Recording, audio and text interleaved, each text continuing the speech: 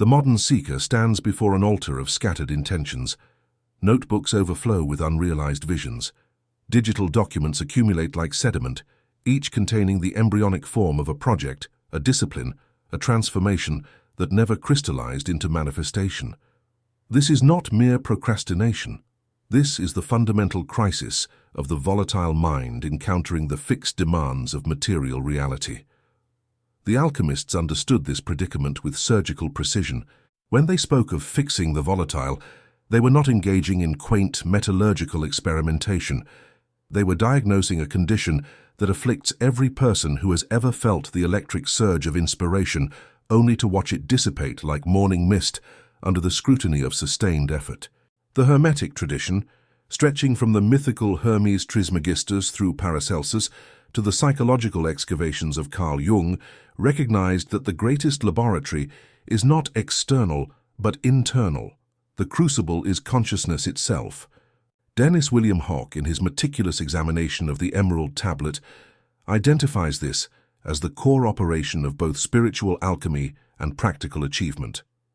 The transformation of Mercury, fluid, brilliant, but fundamentally unstable, into something that can hold its form under pressure. Manly Palmer Hall wrote extensively about the difference between the enthusiast and the adept. The enthusiast experiences inspiration as a visitation, a grace that descends and departs according to inscrutable laws. The adept, by contrast, has learned the technology of will, the systematic methods by which volatile states can be rendered stable, by which fleeting insight can be transmuted into enduring structure. The Kybalion frames this challenge through the principle of rhythm. Everything flows, out and in. Everything has its tides. The untrained consciousness is subject to these tides, riding waves of motivation that inevitably recede, leaving the individual stranded on shores of abandonment and self-recrimination. But the text promises something extraordinary, that through understanding and application of Hermetic principles, one can rise above the plane of effects and become a cause. This is not about eliminating rhythm, an impossibility and a misunderstanding of natural law, but about establishing a center of gravity that remains constant even as circumstances oscillate. Eliphas Levi understood willpower not as brute determination, but as a trained faculty, cultivated through precise exercises that unite imagination and intention. In his system, magic is the science of will, and will is the directional force that imposes order upon chaos. The volatile inspiration is chaos, pure potential, undifferentiated possibility. Reality is structure, limitation, form. The great work, whether understood literally or symbolically, is the art of bridging these domains without losing the essence of either. To fix the volatile is to capture lightning in a vessel without extinguishing its illumination. This is the question that haunts every creative spirit, every would-be reformer of self. How does one maintain the intensity of initial vision through the tedious middle passages of manifestation? How does one prevent the slow entropy that transforms revolutionary intent into comfortable compromise? The answer lies not in motivation, that most unreliable of faculties, but in the systematic cultivation of will through alchemical methodology applied to the architecture of consciousness. The alchemical tradition provides us with a philosophical architecture of astonishing precision. At its foundation lie the three philosophical principles: salt, sulfur, and mercury. These are not chemical substances, but ontological categories, fundamental modes of being that manifest at every level of existence, from metallurgy to psychology to the structure of human projects and aspirations. Mercury represents the volatile principle itself, consciousness in its fluid, adaptive, mercurial state. This is inspiration, intuition, the flash of insight that reorganizes one's entire understanding in a moment of recognition. Mercury is brilliant, quick, and fundamentally unstable. It evaporates under heat, refuses to be grasped, takes the shape of whatever contains it. In psychological terms, Mercury is the spontaneous upwelling of the unconscious, the dream, the sudden solution, the creative breakthrough that arrives unbidden. This is the inspiration you feel at 3 in the morning, when a vision of what you might accomplish floods your awareness with almost painful intensity. Sulfur is the animating principle, the fire of will and desire. If Mercury is the idea, sulfur is the passion to enact it. This is the combustible fuel of ambition, the burning conviction that drives one forward. But sulfur alone is dangerous. It flares, consumes, burns out. The history of abandoned projects is littered with sulfuric beginnings, intense initiations that could not sustain themselves because they lacked the stabilizing third principle. Salt is the principle of fixation, structure, and material embodiment. Salt is the body, the routine, the system, the incremental progress made through disciplined repetition. Salt is what remains when the fire dies and the vapor dissipates. It is the residue of reality, the testimony of what actually occurred, rather than what was merely intended. In the context of making inspiration real, salt represents the unglamorous architecture of habit, schedule, and methodical execution. The genius of the alchemical system is its recognition that all three principles must be present and properly proportioned for any successful operation. A project conceived without Mercury lacks originality and vision. It is dead on arrival, mechanical compliance without soul. A project animated solely by sulfur burns bright and brief. Think of every January resolution abandoned by February, every passionate commitment that exhausted itself in proclamation rather than manifestation. And a project that is only salt, only structure without inspiration or passion, becomes bureaucratic tedium, the letter of the law devouring its spirit. The Hermetic principle of correspondence, as above so below, as below so above, reveals that this triadic structure manifests at every scale. The cosmos itself exhibits these three principles. Human consciousness operates through this trinity. Every individual project, from writing a book to transforming one's character, requires the proper integration of vision, Mercury, passion, sulfur, and structure, salt. The Kybalion 7 Hermetic Principles provide the operational framework through which this integration occurs. The principle of mentalism establishes that the all is mind, that consciousness is primary, and therefore the work of stabilizing inspiration begins in the mental realm, not in external circumstances. The principle of vibration teaches that everything is in constant motion, and therefore stability is not stasis, but coherent pattern maintained through changing conditions. The principle of rhythm, already mentioned, warns of inevitable fluctuations, but promises that one can polarize oneself at a desired level and remain relatively immune to the lowest swings of the pendulum. This Hermetic architecture intersects profoundly with Kabbalistic thought, particularly the structure of the Tree of Life. The lightning flash of inspiration descends through the Sephiroth from Kheta, crown, pure potential, through Chokmah, wisdom, the first differentiation, to Binah, understanding, the principle of form. This is the movement from Mercury to salt, from volatile conception to stable structure, mapped onto a cosmological diagram. The middle pillar of the tree, Kheta, Tiferet, Yesod, Malkuth, traces the path by which transcendent vision descends into material manifestation. Neoplatonism contributes the crucial concept of emanation rather than creation ex nihilo. The One, equivalent to the Hermetic All, emanates reality in successive degrees of materialization. This provides the philosophical justification for why inspiration feels like a visitation from beyond the self. It is a descent of higher consciousness into the receptive vessel of the individual mind. But Plotinus also emphasized that the path of return is possible, that through philosophical discipline and purification, the soul can ascend back toward its source. This return journey is precisely the process of stabilizing inspiration, recognizing its divine origin while learning to embody it in one's daily existence. The Rosicrucian tradition, as articulated by Robert Flood and later synthesized by Manly Palmer Hall, emphasizes the necessity of the prepared vessel. The alchemist must first purify the laboratory, which is to say the consciousness, before attempting any operation. The Rosicrucian maxim possunt, quia posse videntur, they can because they think they can, is not mere positive thinking, but a recognition that belief creates the psychic conditions for manifestation. Yet this belief must be combined with technical knowledge, the specific methods by which volatile states become fixed. The ethical dimension is crucial. Eliphas Levi insisted that true magical will is not the imposition of personal desire upon reality, but the alignment of individual will with universal law.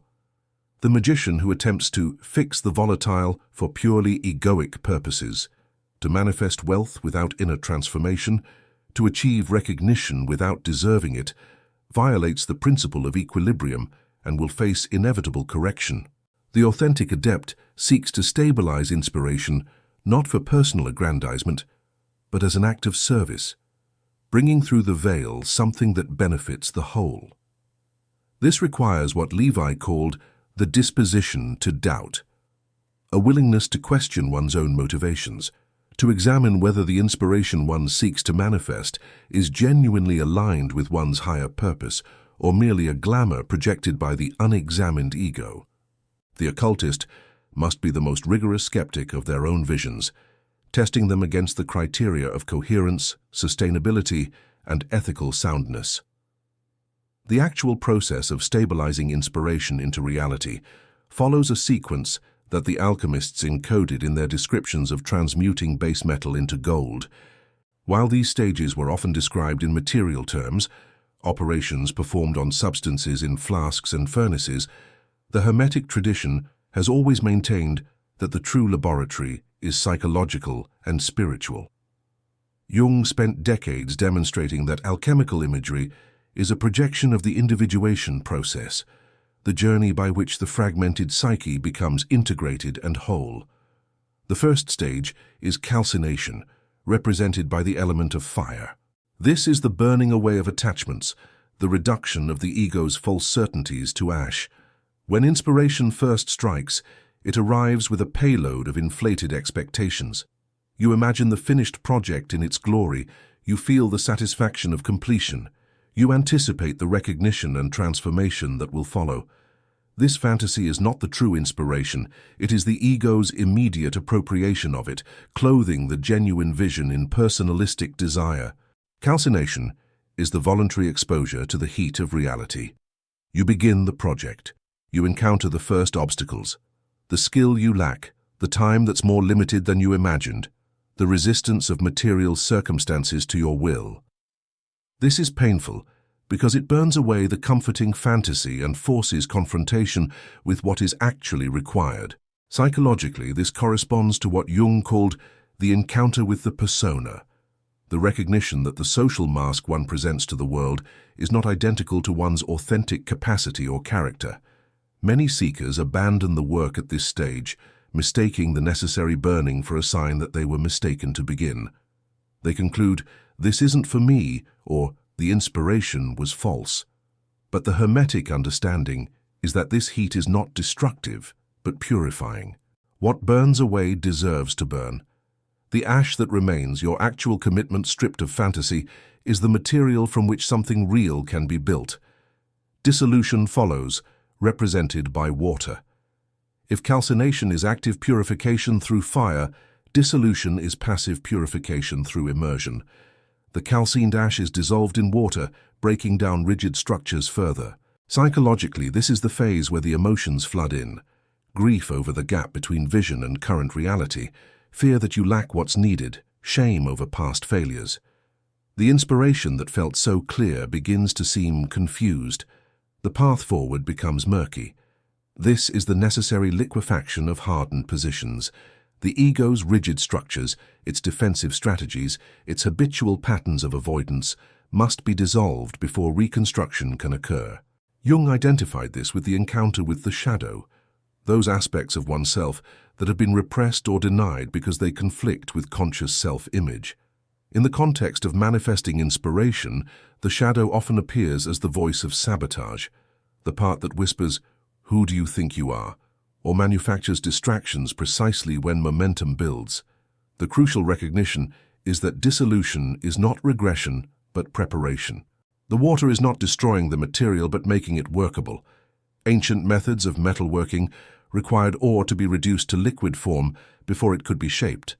Similarly, the psyche must become fluid, releasing its grip on fixed ideas about how things should be, before genuine transformation becomes possible. The practitioner who tries to skip this stage, maintaining rigid control and forcing forward despite emotional turbulence, will eventually face a crisis of exhaustion or collapse. Separation is the third stage, represented by air and the operation of distillation. Now the dissolved material must be separated into its pure and impure components. The wheat must be separated from the chaff. This is the stage of ruthless discernment. Which aspects of your inspiration are essential and which are ornamental? Which of your activities actually advance the work and which are sophisticated forms of avoidance? Psychologically, this corresponds to the differentiation of complexes, the recognition that not every voice in your head deserves equal authority. The inner critic must be distinguished from legitimate self-assessment. The voice of genuine intuition must be separated from the clamor of fear-driven impulse. Jung wrote extensively about the importance of discriminating between the true self, the organizing principle of the psyche, and the inflated ego that claims to be the self. This is perhaps the most intellectually demanding phase. It requires brutal honesty about your own patterns of self-deception. Why did you check social media for the 15th time today, instead of working on the project? Is this truly necessary research, or is it avoidance wearing a respectable mask? The practitioner must become an objective observer of their own consciousness, noting patterns without immediate judgment but also without indulgence. The alchemists spoke of separating the subtle from the gross. The subtle is the essential insight, the core of the inspiration that genuinely serves the work.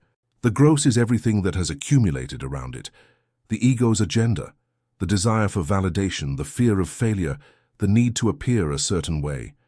Through repeated cycles of observation and letting go, the subtle gradually becomes visible. You begin to recognize the difference between working on the project and performing working on the project for some imagined audience.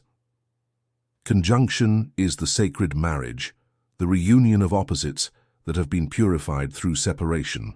The alchemical texts depict this as the union of red king and white queen, solar and lunar, masculine and feminine principles. Jung identified this as the integration of anima and animus, the contrasexual aspects of the psyche that represent the unconscious dimensions of one's being. In practical terms, conjunction is when discipline and inspiration finally dance together rather than fighting for dominance.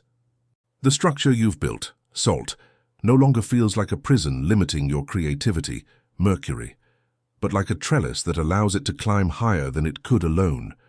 Your passion, Sulfur, no longer burns chaotically, but flows through established channels, amplified rather than dissipated by having direction. This is where the work shifts from feeling like grinding effort to something approaching flow state. Not the effortless flow of the beginner's enthusiasm, but the earned flow of mastery in development. You show up to the discipline not because you're forcing yourself, but because the discipline has become the vehicle through which your inspiration manifests. The volatility hasn't been eliminated. There are still days of high energy and low moments of clarity and confusion, but you're no longer subject to their whims. You work regardless of mood, and paradoxically, this consistency generates its own momentum. Jungian psychology recognizes this as the stage where ego and self begin their collaboration. The ego, having been humbled through calcination, dissolved through confrontation with the shadow, and refined through discriminating awareness, now becomes the willing servant rather than the tyrannical master of consciousness. The self, that larger organizing principle that transcends personal identity, can begin to express itself through the vehicle of your daily actions. Fermentation introduces putrefaction and rebirth, a small death and resurrection. After the conjunction, there's a period where everything seems to go dark. The project that was gaining momentum hits an unexpected wall. The discipline that was working stops producing results. This is the dark night, specific to the creative process, distinct from but related to the spiritual dark night described by mystics. Alchemically, this is necessary because the conjunction must die to be reborn at a higher level. What has been created must decompose so that something greater can emerge from its decay. Psychologically, this corresponds to what Jung called the transcendent function, the mysterious process by which consciousness generates solutions that the ego could not have consciously constructed. But this function requires a kind of death. The ego must cease its manic problem-solving and allow a period of unknowing. The practitioner who has not understood the necessity of fermentation will interpret this phase as failure and may abandon the work entirely, not realizing they were on the threshold of breakthrough. The ancient adepts knew that the blackening, Nigredo, that appears after the initial whitening, albedo, is not a return to the beginning but a descent into a deeper level of the work. Trust in the process becomes essential here. Not blind faith, but trust earned through having completed previous cycles and witnessed that what seemed like death was actually gestation. Distillation represents the refinement of consciousness to its essence. The fermented material is subjected to heat again, but now the vapors are carefully captured and condensed. This is the stage of extracting the essential lesson, the distilled wisdom from the entire process thus far. What have you actually learned? Not what you intended to learn, but what the work itself has taught you. Psychologically, this is the crystallization of insight into transmissible knowledge. You begin to understand not just how to do your specific project, but the principles underlying successful manifestation itself. You recognize patterns that transcend the particular work, how resistance manifests, how to distinguish useful struggle from pointless suffering, how to read the signs that indicate when to push and when to rest. Jung described this as the development of the philosophical function, the capacity to extract universal principles from particular experiences. The practitioner becomes less identified with the specific content of their project and more aware of the process itself. This meta-awareness is what allows the lessons from one domain to transfer to others. The discipline you developed writing a book becomes applicable to building a business or transforming your health. Coagulation is the final stage, the precipitation of the philosopher's stone itself. The volatile has been fixed. The distilled essence achieves stable form. In practical terms, this is the completion of the project in a form that can exist independently of your constant attention. The book is published, the business is running, the discipline is integrated into your identity so thoroughly that it no longer requires conscious effort. But the alchemical tradition is clear that this final stage is actually a new beginning. The stone that has been created is not meant to sit on a shelf but to serve as the seed for the next cycle of transformation. The person who has successfully fixed one inspiration into reality has not graduated from the process, but has rather demonstrated their readiness for a more ambitious operation. Jungian individuation never truly ends. It is a spiral rather than a linear path, with each cycle operating at a deeper level. The self continues to present new challenges, new inspirations, new opportunities for integration. The difference is that the practitioner now approaches these with a fund of earned wisdom. They recognize the stages when they appear. They no longer mistake calcination for failure or dissolution for chaos. They've learned to trust the process while remaining actively engaged in it. There is a stage within this journey that deserves its own contemplation, for it is here that most abandon the great work. The alchemists called it the Nigredo, the blackening, the putrefaction, the phase of maximum despair. Jung identified it with the encounter with the shadow, but it goes deeper than merely facing repressed aspects of personality. This is the moment when the entire project of stabilizing inspiration into reality seems not just difficult, but fundamentally misguided. You have been working with discipline. You have followed the process. You have made sacrifices of time, comfort, alternative possibilities, and yet the gap between the vision and the reality remains vast. Worse, you begin to suspect that the vision itself was a delusion, a trick your psyche played to justify effort that has led nowhere. The inspiration that once felt like a divine visitation now seems like the neural firing of a brain seeking meaning in a fundamentally meaningless cosmos. This is not ordinary discouragement. This is existential vertigo, the abyssal doubt that questions the foundation of the entire endeavor. St. John of the Cross described the dark night of the soul as a purgation of the spiritual senses, a phase where even the presence of God becomes imperceptible. The alchemical dark night is its psychological analog. the phase where meaning itself becomes inaccessible, where your entire framework of purpose and value seems to collapse. What makes this particularly harrowing in the context of creative manifestation is that you cannot blame external circumstances. You chose this. No one forced you to attempt this particular project, this specific transformation. The freedom that initially felt empowering now becomes accusatory. You are responsible for your own suffering, and that suffering serves no obvious purpose. At least the suffering imposed by external necessity carries a certain dignity. But this is self-inflicted, and it's beginning to look like self-delusion. The critical distinction between this alchemical crisis and mere depression or pathology lies in its teleology, its orientation toward a purpose. Clinical depression often has no narrative, no direction, no meaning. It is suffering that signifies nothing. The alchemical Nigredo, by contrast, is suffering that is doing work even when that work is invisible to the sufferer. The psyche is undergoing a fundamental reorganization, and such reorganizations necessarily involve the temporary destruction of existing structures. Jung understood this with exceptional clarity. He experienced his own Nigredo between 1913 and 1916, a period of near-psychotic disintegration he called his confrontation with the unconscious. During this time, he was flooded with visions and hallucinations that threatened to overwhelm his ego entirely. He could have been destroyed by this experience. Instead, he engaged with it systematically, recording the imagery, dialoguing with the figures that appeared, slowly extracting coherence from chaos. This work became the foundation for his entire subsequent psychology. The difference between pathology and transformation is the presence of an observing consciousness that maintains connection with the experience while not being entirely consumed by it. The individual in the Nigredo feels that everything is falling apart, but some part of them, often very small, frequently overwhelmed, remains capable of noting, "I am a person experiencing the feeling that everything is falling apart." This sliver of awareness is the lifeline. Practically, this stage manifests in specific ways. You sit down to work on the project, and an immense resistance arises.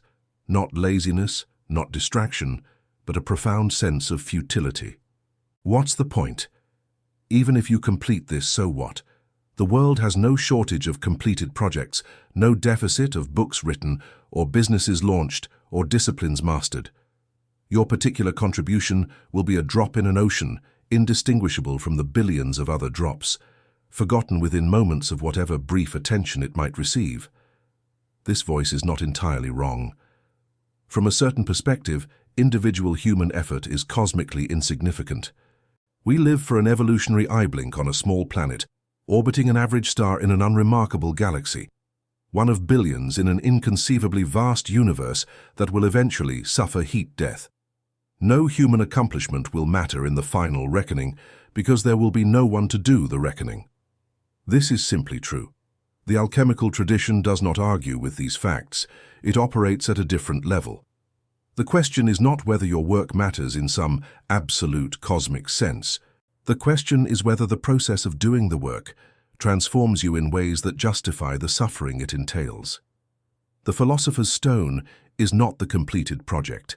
It is the consciousness that becomes capable of completing projects, the self that integrates through the discipline of manifestation.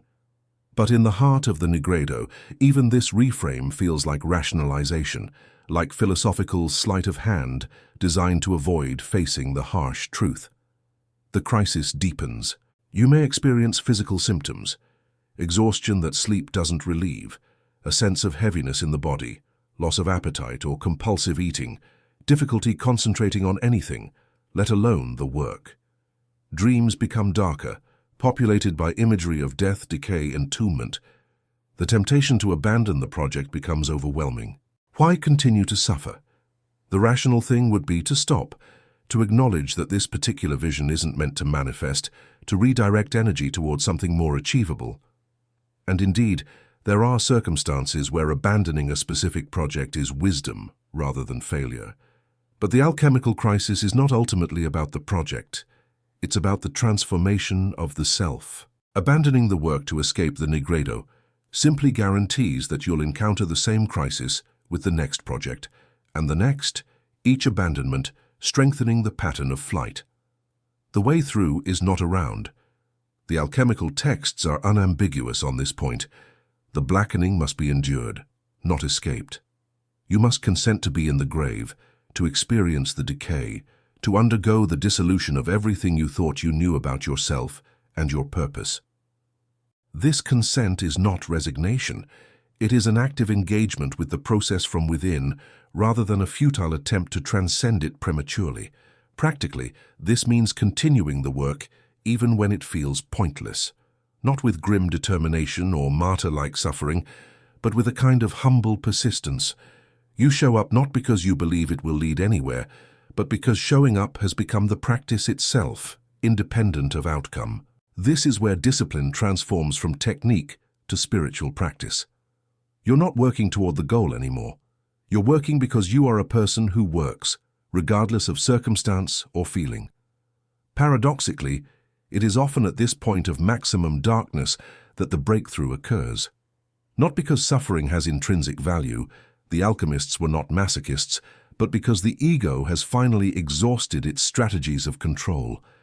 Having tried everything and failed, having reached the limit of personal resources, a space opens for something beyond the personal to enter. Jung called this the activation of the self, the organizing principle of the psyche that transcends ego consciousness. The inspiration that felt lost returns but transformed. It is no longer the inflated fantasy of the beginning, nor is it the grim duty of the middle passages. It has been refined through the fire of doubt, dissolved in the waters of despair, separated from ego contamination, and coagulated into something that can sustain itself. This is earned inspiration, tempered wisdom rather than naive enthusiasm. The individual who emerges from the Nigredo is fundamentally different from the one who entered it. They have faced the existential void and chosen meaning anyway. They have encountered their own insignificance and continued to work with precision and care. They have been stripped of illusions about themselves, their uniqueness, their destiny, their inevitable success, and found that beneath those illusions lies something more durable, a simple willingness to engage fully with what is, rather than pining for what should be. This is what the alchemists meant by the blackening. Not a detour or an obstacle, but an essential phase of the operation. The lead must be rendered down, decomposed, reduced to prima materia before it can be reconstituted as gold. There is no shortcut. The only failure is refusing to enter or fleeing before the work is complete. What emerges from this ordeal is not the grandiose figure the ego imagined at the beginning. The philosopher's stone is not a triumphant superhuman who has transcended limitation. It is something stranger and more valuable, an integrated human being, capable of sustained creative action, who has metabolized the lesson that mastery is a practice rather than a destination. The inspiration has been stabilized into reality. The project exists, perhaps not in the exact form initially envisioned, but in a form that is real, that has weight in the world, that can be touched and used by others. But more important than the external product is the internal transformation. You have become someone who can take a vision from conception to manifestation. This capacity is transferable. The specific skills you developed are valuable, but the meta skill, the ability to fix the volatile, is transformative. This manifests practically in multiple dimensions. First, your relationship to inspiration itself changes. You no longer chase after every shiny new idea, mistaking novelty for importance. You've learned to recognize the difference between genuine inspiration, that which aligns with your deeper purpose and is worth the sacrifice manifestation will require, and mere distraction dressed in compelling imagery. You become selective, conserving your creative energy for what truly matters. Second, your relationship to discipline transforms. It is no longer effortful repression of desire, but skillful channeling of energy. The morning practice, the daily session, the routine that structures your work, these are no longer burdens but allies. You've discovered through direct experience that freedom emerges from constraint, that the structure enables rather than limits expression. The jazz musician does not experience the chord progression as a prison, but as the frame within which improvisation becomes possible. Third, and perhaps most crucially, your relationship to failure and obstacle shifts. You no longer interpret difficulty as evidence of being on the wrong path. You recognize resistance as a natural feature of any work that matters, a sign that you're pushing against the edge of your current capacity. You've learned to distinguish between the resistance that means, "Stop, this is harmful," and the resistance that means this is hard because you're growing. This discrimination cannot be taught in the abstract. It must be earned through repeated cycles of the work. The ethical dimension becomes paramount at this stage. The person who has successfully stabilized inspiration into reality has gained a dangerous power, the ability to manifest their will in the world. The alchemical tradition is very clear that this power comes with responsibility. Eliphas Levi wrote that the magician's fundamental ethical obligation is to align personal will with universal law. In psychological terms, this means ensuring that what you manifest serves not merely the ego's agenda, but the individuation of the self. This is where shadow work becomes crucial. The temptation after successfully completing a project is to believe your own mythology, to inflate your sense of capacity and importance. You manifested something difficult, therefore you are special, enlightened, deserving of recognition and reward. This inflation is precisely what the Nigredo was meant to burn away, but the ego is resilient and will attempt to reassert itself whenever possible. The integrated practitioner maintains a dual awareness. Yes, you have accomplished something real and valuable, and no, this does not make you fundamentally different from or superior to others who struggle. You've simply discovered and applied principles that are available to anyone willing to do the work. This humility is not false modesty, but accurate perception. The power you've cultivated is not personal in the sense of belonging to the ego. It is the power of consciousness itself, temporarily focused through the instrument of your particular personality and skill set. Practically, this means using your capacity in service rather than in self-aggrandizement. The Rosicrucian ideal of the invisible college, adepts working quietly to benefit humanity without seeking credit or recognition, embodies this ethic. Your work becomes an offering, a contribution to the greater unfolding, rather than a monument to personal achievement. This shift from ego-centered to world-centered motivation paradoxically makes the work more sustainable. When the project serves something larger than personal gratification, it can weather the inevitable periods when personal motivation wanes. The integrated practitioner also develops what might be called negative capability, borrowing Keats's phrase. This is the capacity to dwell in uncertainty, to maintain creative engagement even when the path forward is unclear. You've learned through the alchemical process that not knowing is often more generative than premature certainty. You can hold paradoxes without needing to resolve them immediately, to be simultaneously skeptical and committed, detached and passionately engaged, humble about your limits and confident in your capacity. This produces a distinctive presence in the world. The person who has integrated the work of fixing the volatile radiates a particular quality, not the manic energy of the perpetual enthusiast, nor the grim determination of the stubborn, but a kind of relaxed intensity. They are serious about their work, but not self-serious about themselves. They can engage with full commitment while maintaining perspective. They understand that any particular project is simultaneously vitally important and cosmically insignificant, and this paradox doesn't paralyze them. It liberates them to work with both precision and playfulness. The relationship to the Hermetic school tradition becomes clearer at this point. The systematic study of esoteric philosophy, the careful parsing of alchemical imagery, the dialogue with past adepts through their texts, all of this serves a crucial function. It provides maps for a territory that is inherently difficult to navigate. The person attempting to stabilize inspiration without such maps is not doomed to fail, but they will waste enormous energy rediscovering principles that have been articulated and refined over millennia. The Hermetic tradition offers something more valuable than techniques. It offers a worldview in which the work of self-transformation is the central human task. This context protects against nihilism on one hand and inflation on the other. Your struggle to manifest your vision is not a private neurosis but participation in the great work that every conscious being must undertake. And yet, your participation is also not uniquely special. You are one practitioner among millions across history, each working with the same fundamental principles applied to different materials. This balance between the cosmic significance of consciousness transformation and the humility of being one worker among many is what allows the work to continue indefinitely. There is always another level, another refinement, another inspiration waiting to be fixed into manifestation.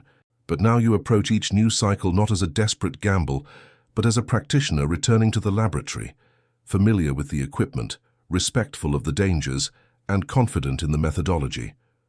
The ultimate goal is not to produce masterpieces, though you may, but to become someone whose existence itself is a kind of masterpiece, a demonstration of what becomes possible when the volatile and the fixed, the inspired and the disciplined, the celestial and the terrestrial, achieve their sacred marriage. This is the philosopher's stone, not a substance but a state of being, not an achievement but a continual practice, not a destination but a quality of journey. The gold you seek is not in the crucible, but in the will that sustains the fire through every phase of darkness and doubt, transmuting not substance but consciousness itself.